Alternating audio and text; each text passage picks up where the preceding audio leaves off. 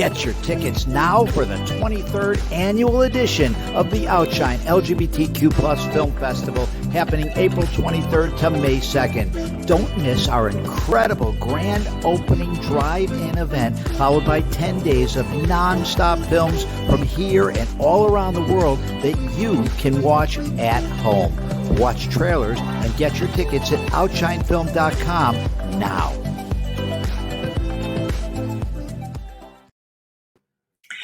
Welcome to the 23rd Miami edition of OUTshine Film Festival. I'm Jen Kritz, the board vice chair, and we're thrilled to have the filmmakers and cast from the feature film, My Fiona, here at OUTshine. Please welcome Kelly Walker, the writer-director, the actors Sarah Amini, who plays Fiona, and Brian Garcia, who plays Alec, and Ryan Pennington, the editor. Welcome to OUTshine, everyone. Hey, thank you so much. Thank you.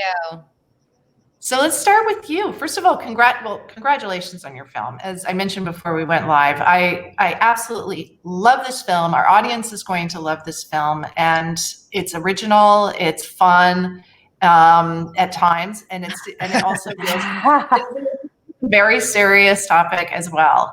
I thought, and it's interesting in talking, Kelly, you have an amazing sense of humor. And I'm curious to know, where did you get going with such a heavy topic for your film? Yeah, well, I'm a big believer that in all dark times, there's always a contrast of light. And in my experience with grief and mourning, it's never just solely depressing. There's always something that's happened that adds some element of levity to it. So I wanted to really make sure we were able to explore that in the film and not let it dip fully into the melodrama of it all, if that makes sense. And how did you get the idea to do this film? Yeah, it was a couple things. There was my babysitter when I was 12 passed away from suicide. And that definitely affected me in a way that I realized, that the world is not this safe place all the time, and anything at any moment could change. Your whole life could, not be what it was the day before. And that had kind of carried on throughout my life. And it gave me a lot of anxiety, and the idea that, someone can make a choice to leave.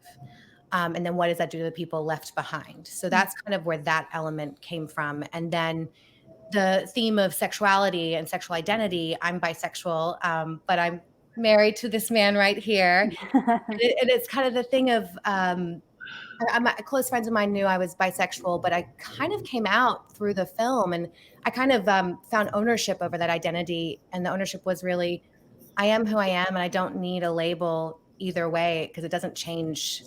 I'm proud of, my experiences and where I am today. And yeah. And you are from Australia. Yes. How old were you when you moved to the United States? I was 17. I don't have much of an accent. You have almost no accent. No, I can talk Australian though. It's still there if I need to. How did you get rid of it? The accent. Yeah, so my mom's American, my dad's Australian. I had this really weird hybrid accent, and originally I was more focused on acting. So I'd go into auditions and I couldn't do one or the other fully. So I was like, I just have to commit to an American accent and just go from there. So that's kind of how that happened. And I think now that I'm more leaning towards the filmmaking versus acting, that I'll probably slowly dip back into the Aussie.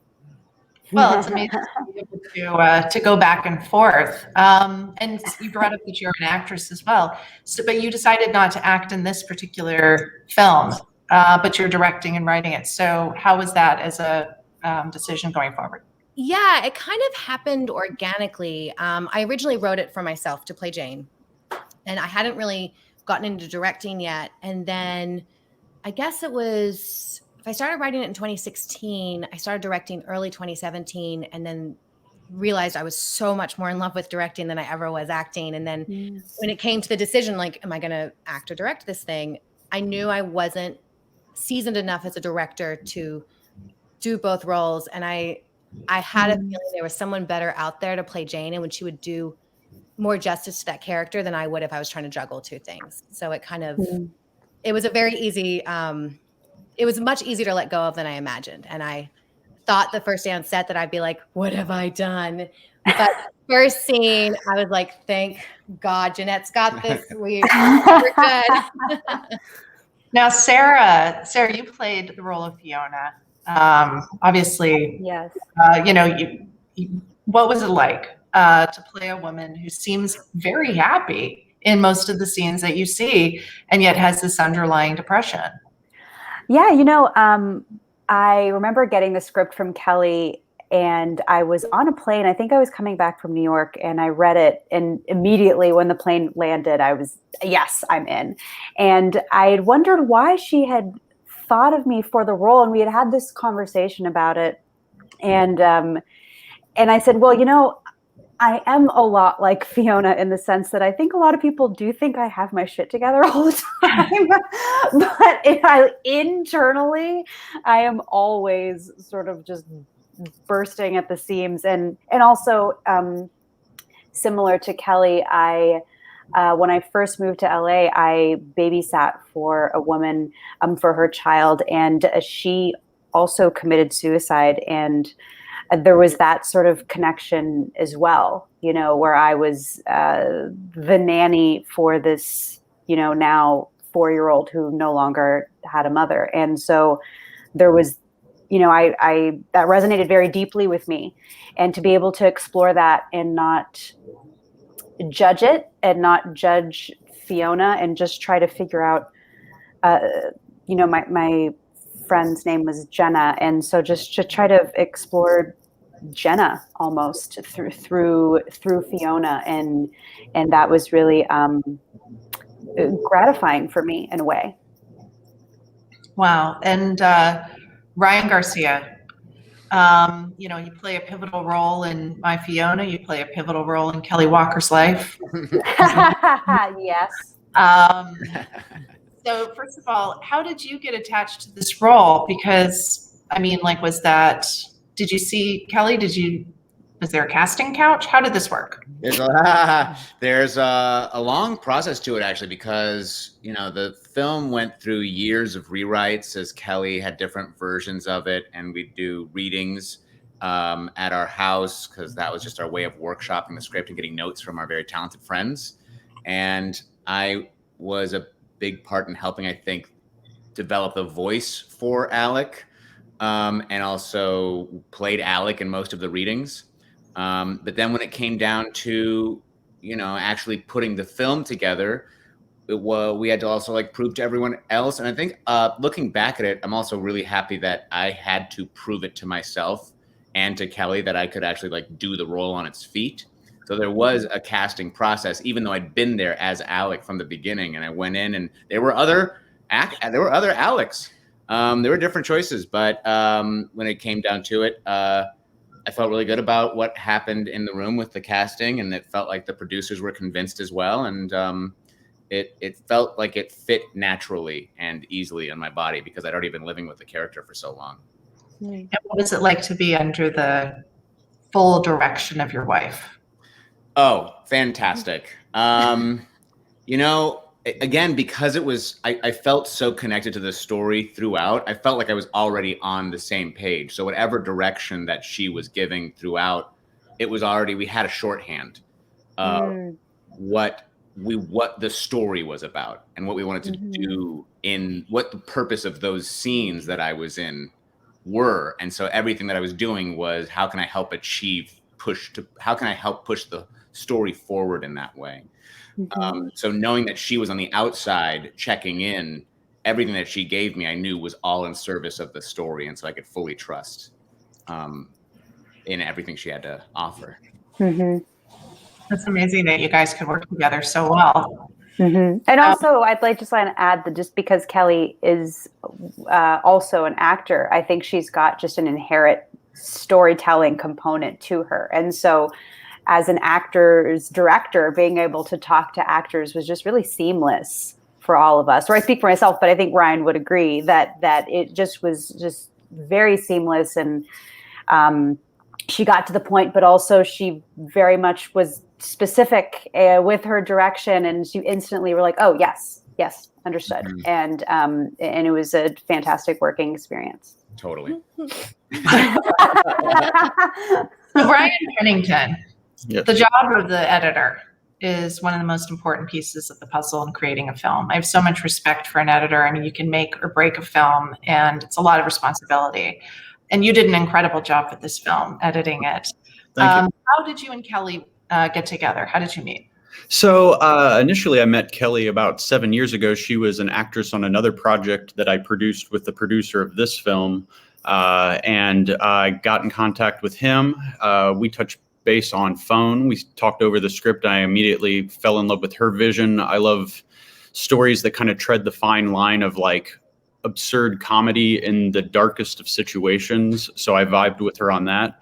And then kind of like how you were just talking about how she can speak that actor's language. She's also an editor, so she also speaks the editor's language. So it was just like our brains melded together, and we kind of, by the end of the editing, were like finishing each other's sentences, talking in shorthand. So it was a painless process, the most comfortable I've ever felt editing with a director. So it was just an amazing process. And I think we had a mutual creative love affair. Wow. It's the first time I'm hearing about this love affair. I will say to Ryan Pennington, though, I mean, you were given a really tough job. He only had 2 weeks to cut the film.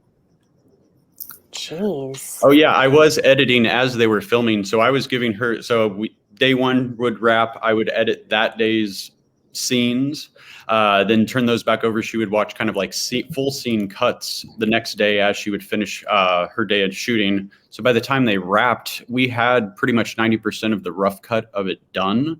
So then it only took us 2 weeks to turn that rough cut into the finished product. So yeah, it was a tight deadline, but we worked really well together. Now, I'm not a filmmaker, so the fact that you guys were editing as you were creating the film, I don't know much about that, but it sounds to me like it would also, you'd have to make tough decisions as you go along. Like, you know what, we're going to make this a bigger arc, or we're going to cut this down. I mean, how did that affect the story? It was actually the most amazing thing. Like, I think moving forward, I'll always try to have someone editing while I'm shooting. Yeah, it made us realize things like, oh, we don't have enough intimacy between these relationships. We haven't spent enough time over here, or we've done the same shot, same setup, 3 scenes in a row. The next scene better have a different take on how we shoot it. So it was great. I feel like we were able to, what's the word? Not cancel mistakes, but, you know, avoid mistakes that would have been nothing we could have done about it in post after wrapping. Wow. Were there any scenes you had to cut, Ryan, that were particularly difficult, or that you and Kelly had a difficult time deciding? Well, actually, yeah, the love scene was an interesting one to tackle, because it's basically what I've learned about love scenes is kind of, or I heard this from an editor, I think it was Lawrence Kasdan. It's like you treat your love scenes like horror scenes and treat horror film scenes like love scenes. So it's like one of those things where less is more. So the love scene was pretty interesting, where we kind of like chunked it out by escalating passion and stuff like that. So the love scene was a very interesting one to cut, because there's no nudity in it, and it's just all passion and pacing, and the music really helped with that. But that was actually the first love scene I had ever edited. So that one sticks out in my mind as a challenging one to edit. Oh, wow. Well, Kelly, I mean, are you a stranger to editing love scenes?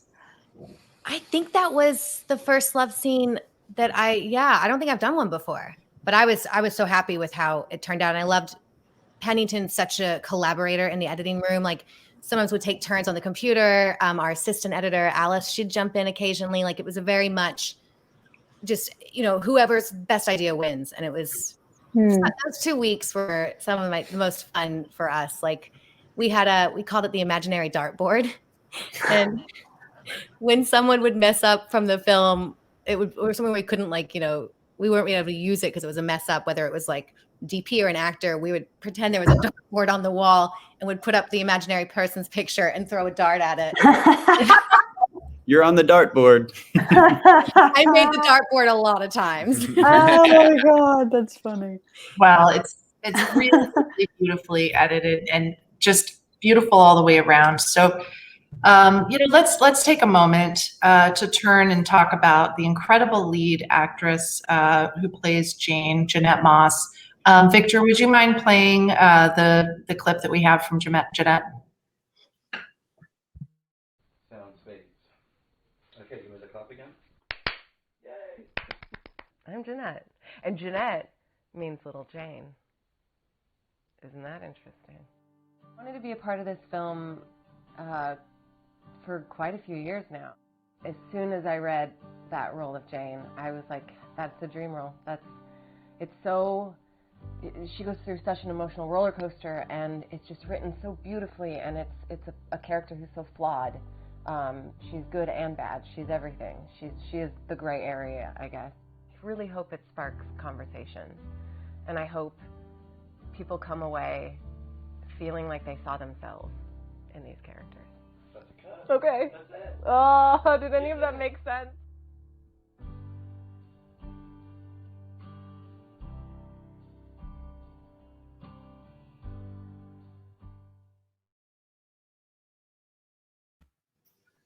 Wow. Kelly, tell me about your relationship with Jeanette. Tell me how she got attached to the project as well. She was actually one of the first people to read the script in 2016. And it's so funny. She wrote me an email and I asked her for notes.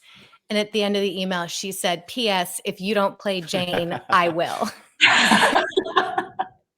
And I was like, yeah, cool, Jeanette. Like, I'm obviously playing Jane. And then she would say to me, she said she manifested the role, and she'd been manifesting it since 2016.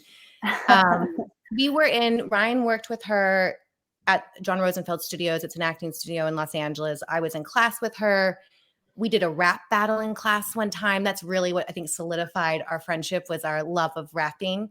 And she's the kind of person that you want on your team. You want to work with, collaborate with, play with, you want her on your team, work and friendship. And we were really, really lucky that we already had the friendship established. And she played Jane at the last table read we had before we went into pre-production. And she was the first person to play Jane at a table read other than Kelly. Yeah. And Matt Mitchell, our producer, turned to me. He's like, there's your Jane. And I was like, we're not even casting yet. Let's just see what happens. I'm just going to give it to her. And she sent a tape in. And I remember like watching all the tapes like this. And when Jeanette's tape came on, I just slowly leaned back in my chair. And I was just like, there she is. It was that simple. Sometimes I think an actor thinks it's so hard to book a role, but it was hers. It was hers. No one could take that from her. Wow. And Ryan, how long did you know her? I've known her, I don't even know how many years. We worked in that office together, and we had a sibling bond from the moment that we met. And my favorite thing about her was that I knew a lot about computers, and she didn't even know how to use a mouse. So it was so much fun to teach her. And this is a window. You open that, and she had this sense of awe and just like joy and like, what? That's how? I did not know that. Like she was just such a light of a human being. And we had desks right next to each other, and her hand would always just kind of move a little bit onto my desk, unbeknownst to her. So I would always just say, well, that's mine now, and put my hand on top of her hand. And we became then our nickname for each other was Hand. We just like constant love her. You have a lot of great scenes together in this film. What's that? You have a lot of great scenes together. Yeah. In this film. And, she's, you play former lovers, you play a therapist to her in a way, even and a professional therapist. You're her bar friend. It really is, you play very, very well with each other. So it's not a surprise that you aren't also friends. Yeah. So it was really lucky that we had that, because can I say about that shot that that like the stuff, all the therapist scenes that we shot, it was at the end of a day that was running late. And so Kelly came up to us and she said, okay, we've got time for one take of each setup. So we're going to do wide and then cover and then cover and then move on to the next scene. And and Jeanette and I were like, all right, we got it, no problem. And because we already knew our relationship. Yeah. Mhm. Now, Sarah, the opening sequence, it happens so fast. I don't know how long it took for you guys to shoot that, but you guys seem like best friends. Well, I also knew Jeanette for many years. We all come from the same acting studio, actually. And I remember we went out for lunch right before, like when we both attached to the movie. We went out for lunch and we were trying to find like where we could connect, like where these two would connect. And we were like going back in time. And I was like, where are you from? And, where are you from? And what did you listen to growing up? And we came to rapping. Like we both came to our like love of hip hop music. And we had a great lunch. I think we text Kelly a photo of us, like a selfie of us. And we also, I don't know. It was just seamless for us too. Like we were friends on screen and off screen. So it was, so much fun to play off of her. And, that flashback scene, actually the scene that you're talking about, the opening sequence, we shot on the same day that we shot the flashback of them coming into the space for the very first time, their workspace. And so that was really hard for me because it was like having this like emotional goodbye to my best friend and then going back in time and having this moment of them just at their peak best friendness and with like nothing but adventure and possibility in front of them, and then it was really hard for me to sort of grapple with internally, but she's wonderful to work off of. And it was like a dance almost between the two of us. That opening scene was choreographed, but it just, once we started shooting, it just became this sort of fluid dance. I mean, anyone who acted, I'm sure Corbin would say the same thing. Anyone who worked with her on camera just knows how much she gives of herself. And like Brian said, how curious she is and how joyful and one of the most amazing actresses that I've ever gotten to work with. Yeah. Ryan Pennington, did you ever work with Jeanette? No, I never worked with Jeanette, but I remember I came on board before she was cast, and I remember asking Kelly, I'm like, who am I going to stare at? Whose face am I going to be staring at? And when she was cast, I saw like her demo reel, and then after the first few, days of editing on it, she was one of the most fascinating actresses to look at and edit. And the scene that they were just talking about was actually one of my favorite scenes because, Fiona is just kind of talked about during this movie. And that scene where she opens the office door and like you see her again, that always like touched me, that scene of them together. And that was just an amazing scene to edit with her. And I became really good friends with her just visiting set. And then afterwards, and I think that one of the producers had a karaoke birthday party that we all went out to, and I instantly became best friends with Jeanette. And that doesn't really happen where the editor of a film who you don't even know becomes best friends with her. So yeah. Wow. Well, that is, one thing for sure is the entire film is carried so well by such a strong cast. And such great direction, such amazing editing. It's such a pleasure to watch, and it's such a tragedy to have your lead pass away just far too young. Tell me, Kelly, like this is a very strong parallel, of course, with what happens with Fiona and how everyone is having to deal with just the shock and the sadness of losing someone they're all so close with. How are you guys all doing? I mean, it changes daily, weekly, hourly. It was really hard when she passed, we were about 2 weeks out from our premiere in Australia at Queer Screen. So I was having to like look at pictures of her every day, make the memorial video. And it almost felt like some cruel joke from the universe. Like, why do I have to, there's no room or space to process what's happened. And then I'd say those first couple of weeks were really rough. Like, I don't want to give the film away, but there's some dialogue at the end by Ruth, the grandma. And I started hearing that in my head every morning. And she says something like,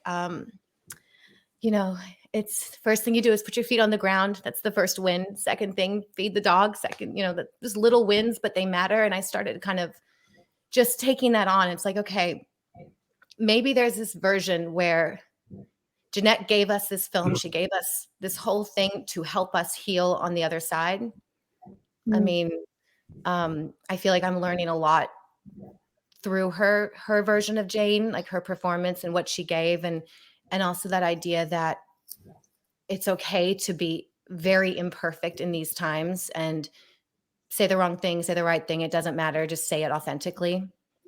It's kind of been my thoughts on so we saw it yesterday for the first time in a theater, and I was saying to Ryan on the way home, I was like, it felt like a punch in the heart every time there was something joyous of Jeanette. Like it just felt like it was just going right in. But then afterwards, looking back, I felt like I just spent the last hour and a half with Jeanette.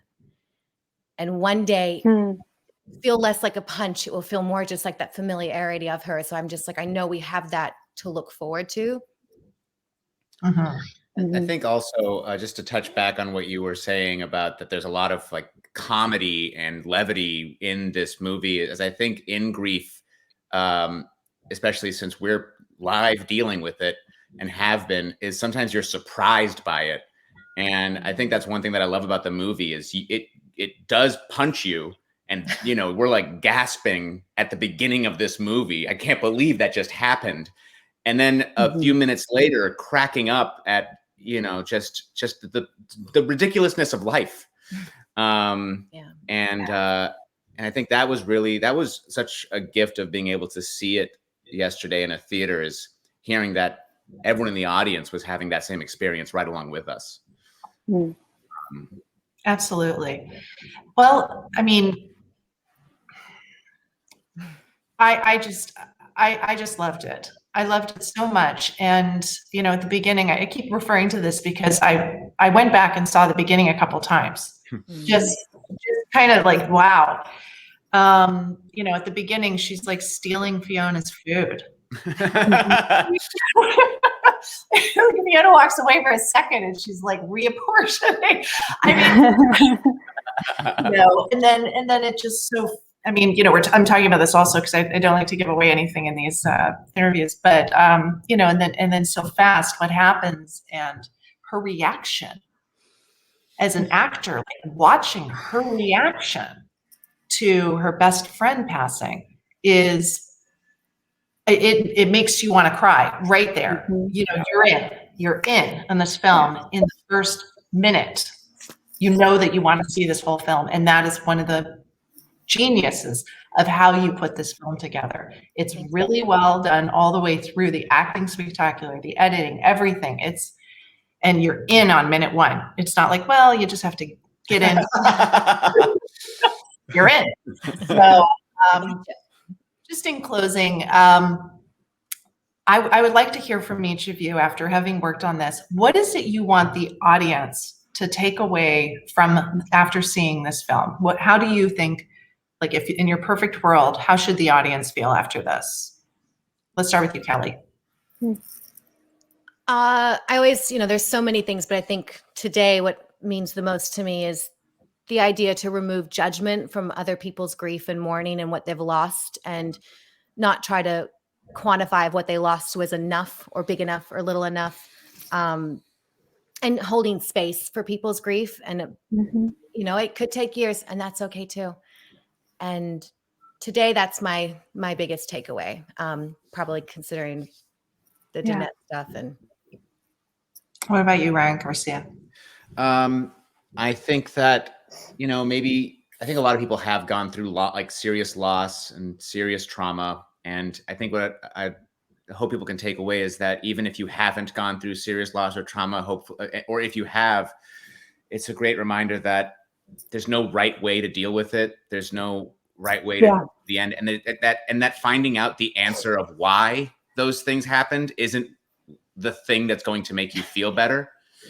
Even though Jane is on a search to answer the why so much in this movie, that's not the thing that's going to help you come to terms. It's, you just have to honor that that's always going to be with you and that it's okay, that it's not, You sound like a therapist. He does. What about you, Sarah? I just have to echo Kelly and Ryan in that, this movie is such an incredible exploration of grief that we don't see a lot. In a really authentic way. Sorry, I might get emotional. Kelly and Ryan know that I also lost someone last year to homicide, and it was just between my other friend and Jeanette, it's been a really rough year for me grief-wise, and I think that's why this movie resonates with me. It resonates with so many people because it can be really ugly. It can be really raw. No 2 days are the same. No 2 weeks are the same. It is totally just your own personal journey with loss. And like Ryan said, like you might not ever get these answers that you're desperately wanting to, get to the bottom of. Chances are you won't. But you just have to take it day by day and try to take judgment out of your experience of others going through grief. And that's a really deep and profound reason why this movie, I think, is just so special. What about you, Pennington? I hope people take away that people are complicated. Life is complicated. Self-love is the most important thing. Love is the most important thing. Loving yourself and coming to terms with whatever you're going through. I hope people can learn how to communicate better their feelings. And I think just as a society in general, especially coming out post-pandemic, we just really need to reach out and talk to friends if life is too hard, because life is very hard. And love for each other and love for yourself will ultimately heal wounds, and laughter will heal wounds. So yeah, just learning self-love and appreciation for friends while they're here, and remembering them while they're gone. And I hope people take that away. Yeah. Well, again, thank you all so much for coming and bringing your film to Outshine. It's such an exceptional film. We're so proud to have it, and we're so proud of everything you guys have done. And we hope that you'll come back and see us in person when we do an in-person festival. So again, thank you guys so much. We're going to end on the trailer. And again, everyone, thank you so much. Enjoy My Fiona. Thank you. Thank you for having us. Love you guys.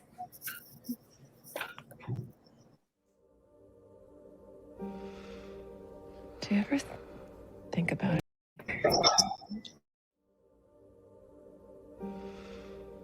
Do you ever think about her when we're together? Like think about her? I think about her all the time.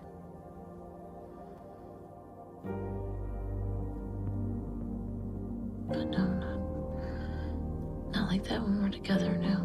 Sometimes when I feel happy, I feel terrible. Like we're betraying her. Should we stop?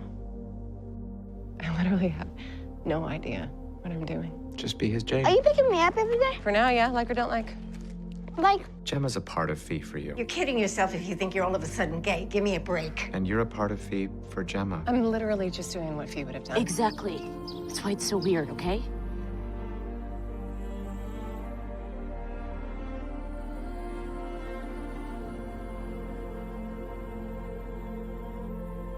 You have no idea what we're going through.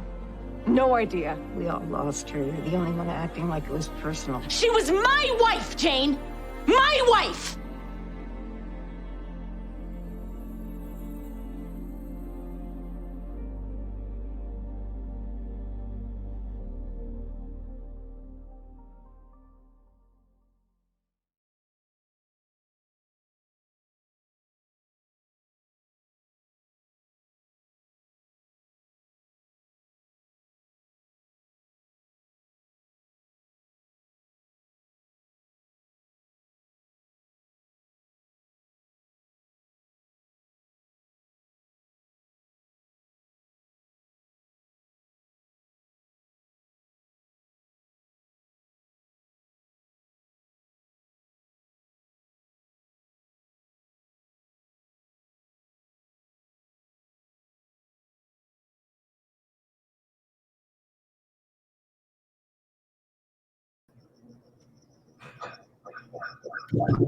Yay.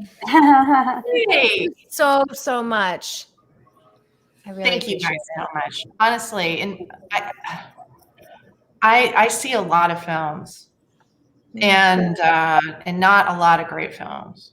And it's really, really a pleasure when I sit and watch a film that it's this good. And I wish you guys so much success. So much success. You're all so talented. And I mean, Ryan Pennington, I mean, just even watching how you cut the trailer, you know, there's so much. It was amazing. Yeah. Just so good. And, you know, Ryan Garcia, I could sit and watch your face all day. Same. Why do you think I married him? Kelly, I'm sure. You know, and Sarah, wow. I wish you had more flashback scenes because every scene where Sarah's in, it's just Sunshine. amazing. And the little boy, Elohim, was fabulous. Oh, he's fantastic. Oh my gosh, he's great. Yeah. He was great. And of course, Corbin Reed. Corbin. Yeah. Yeah. Amazing. Yeah, I had like a whole different relationship to her storyline yesterday seeing it. I was like, I was seeing stuff I hadn't seen her do before. And I was like, oh, yes. Because she really took that Gemma and made it her own. And I just fell in love with that arc all over again. And we got so lucky. We had such an amazing team. Like April Lang. April is so good. She's the best. Amazing. And I didn't want to bring this up earlier, but when you mentioned the lines that April says, you wrote those lines. So you know what's funny about those lines? My dad said them to me one night. We were talking about grief, and I recorded him. Wow. He had a friend that wasn't moving on after years after a death, I think, of a loved one. And I ended up taking them and kind of changing them up to suit the film. But yeah, no, my dad wrote that. That's awesome. Well, That's again, why I can like listen to it and not be like, I wrote this. Yeah. that's me. Oh, wow. Well, look, thank you guys so much. It's such a pleasure meeting you guys. And hopefully we'll see you again soon. Yes, I'm so excited for your lineup. It's a good one. Oh, yeah. Yeah. Excellent. We're telling everybody. So we just really appreciate it. Thank you so much. Sharon. Thank you so much. Thank you. Bye. Good week. Bye, guys. If you can stay on with it, Yeah, thanks, Victor. you're welcome. Bye. Hey, did the full trailer play? Yeah, it stopped at the beginning and then it continued on. So have Alexis take a look at the recording. It still says live. Yeah, because it was weird because I hit play, but then like on my end, I didn't see anything, which is why you saw it stop at the beginning and start up again. But then when I see everyone's reactions, like I think it's actually playing, but I'm like, so I remove everything from the screen. I'm just seeing the yellow background. I'm like, that's why I texted you. I'm like, I don't know what's going on. Yeah. So we'll fix that on our end. Okay, perfect. I thought it was great. They were excellent. Yeah, it was a good flow. Really good. Yeah, great group. And Okay, I so like- are you doing that thing with me tomorrow? What's it Yes, called? The Brazilian one? The first death of Joanna. Yeah. That's heavy. It will be me. Yes. Yeah. I love this film. My Fiona, first death of Joanna was so slow. Mm. Wow. Yeah. So I'm going to come. I already sent in questions to her. She wanted them early. There was someone else who wanted questions early. Did you guys send the questions early to the other person? I think I put it on the list, but I don't remember who it is. It was probably the one I did earlier today, in which case I did not, but then we went through nicely. Yeah, there were a couple people who wanted it. But I'd have to look through my notes to see who they were. Hold on. And what about some of these other ones that haven't been filled in yet? Have you guys worked that out yet? Yeah, like I got to update, like Joe's going to do, I'm going to do, like I'll follow up with everyone on the exec about Saturday to kind of split the wealth and go from there. Okay, I'm just looking through the list to see if I see any comments. Was it maybe Shedding Skin? For some reason, No. that was no.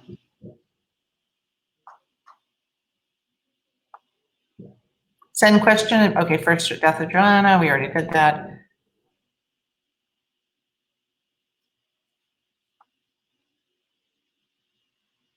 I don't remember. I can't find it. Anyway, yeah, so who's doing the women's shorts? Do you want me to do that? If so, when? Yeah, and I got to follow up with the women shorts makers because for the first one, which would be Saturday, I think only one person has replied, if I remember correctly. I don't have it in front of me. But I'll send a little reminder email tonight to everybody. And then I would say probably you and Joe. And I'll ask Ebony to see if she can do it also, or just you and Ebony if Ebony can do it, and then we'll go from there. If it's a limited response, like let's say only let's say 2 other shorts filmmakers can actually do it, I'll probably do it through StreamYard as opposed to Zoom. It's just an easier control of everything, and then it can still go live anyway to YouTube and Facebook because that's going to be live anyway. When is that going to be done? Huh? When is that? You know what? I guess if the calendar might, because I haven't heard from the shorts filmmaker. So I'll take care of. I'll set up everything by tonight, and then that'll be arranged. I think it's set for maybe like 5 p.m. Monday. I mean, sorry, not Monday. 5 p.m. on Saturday. But I'll take a look and confirm. Okay. And everything's good with Leah Delaria? I'm glad you just mentioned that. Her flight's already taken care of. She's got the hotel. The only thing she needs, and I was going to ask you, so I'm glad you just said that, would be transportation. Would that be? When's she coming in? She is. I gotta find I think she's coming in Thursday. I'll send you the flight information. She's coming in Thursday, so she would need transportation that day, but also like the actual day of the drive-in. Do you know what time on Thursday? I have that information. I don't know off the top of my head, but I'll let you know. Let me know. Yeah, because I have dinner with my dad on Thursday. So hopefully it's before that. It's not like it's 6 p.m. or later, is it? You know what? Hold on one second. I think I can tell you right now why I got you here.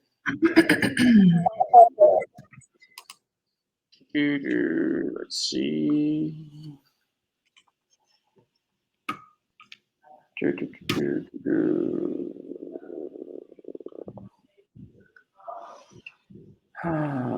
Okay. So wait, no, that's the. She arrives at 9:39 p.m. Thursday night. Yeah. Let me think. 9:39. I have dinner with my dad at 6:30, 7:30, 8:30. I could probably do it. You could probably do it. We're having dinner on Fisher Island, so I just need to go off the island and pick her up.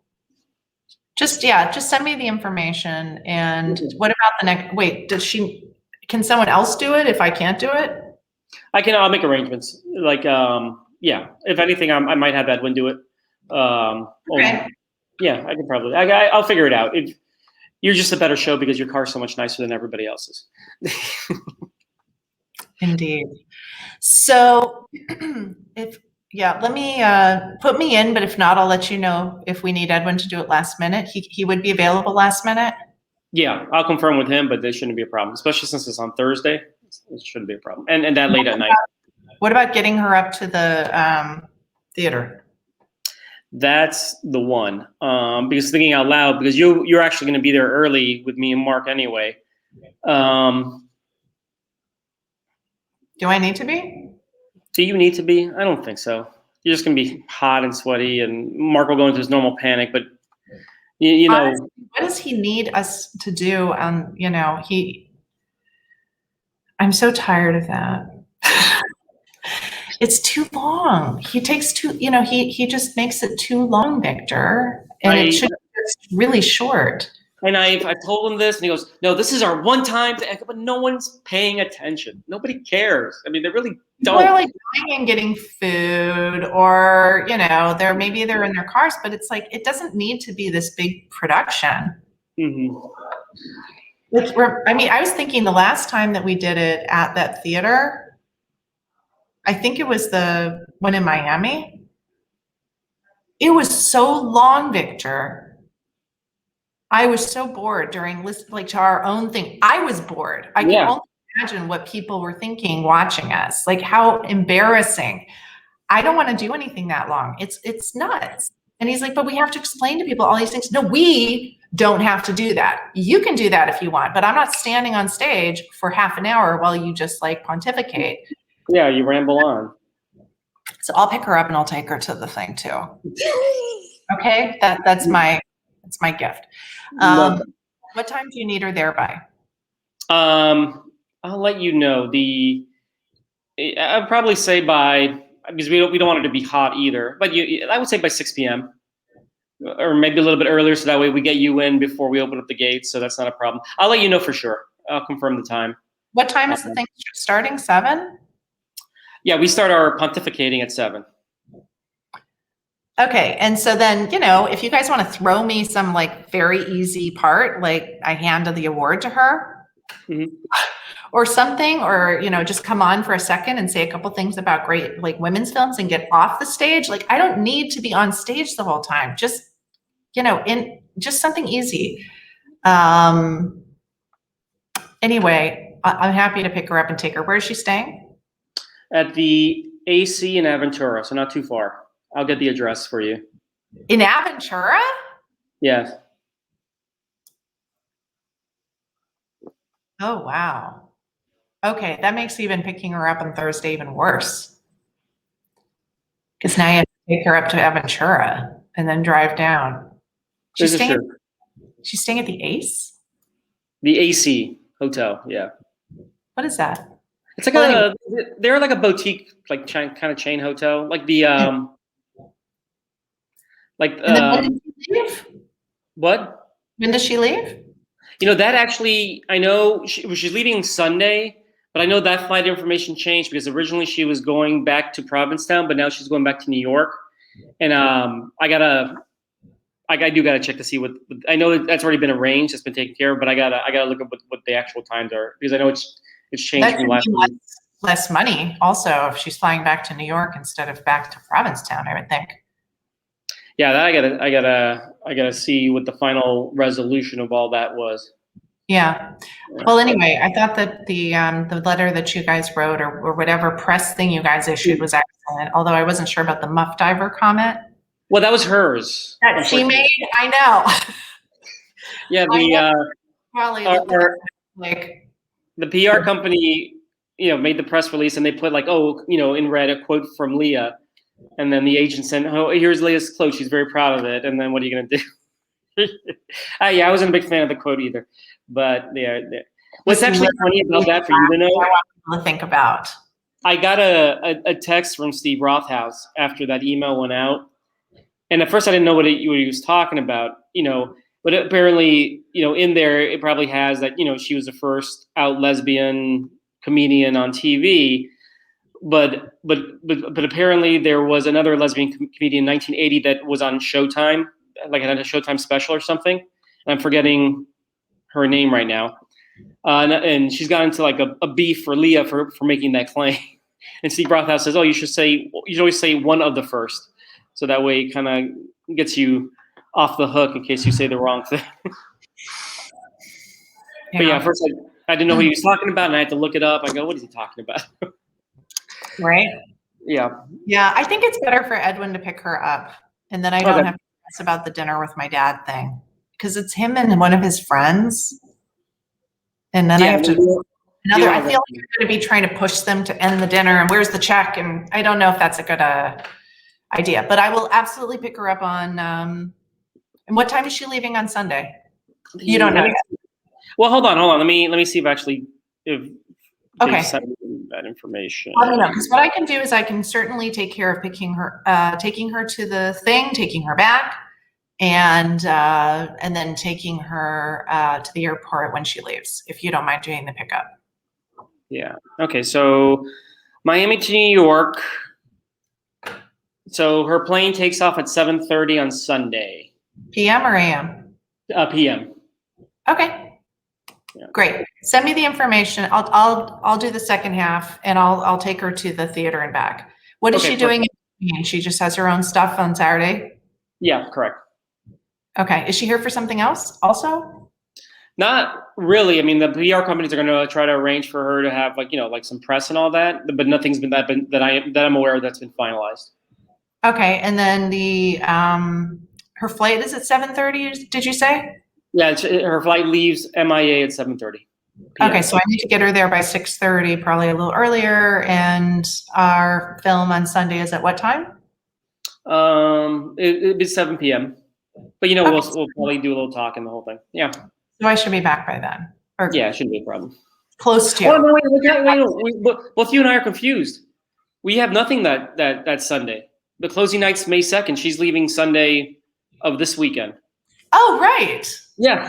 Right. I was thinking the same thing. Yeah, I know. Yeah, it's not a problem. More festival than I thought.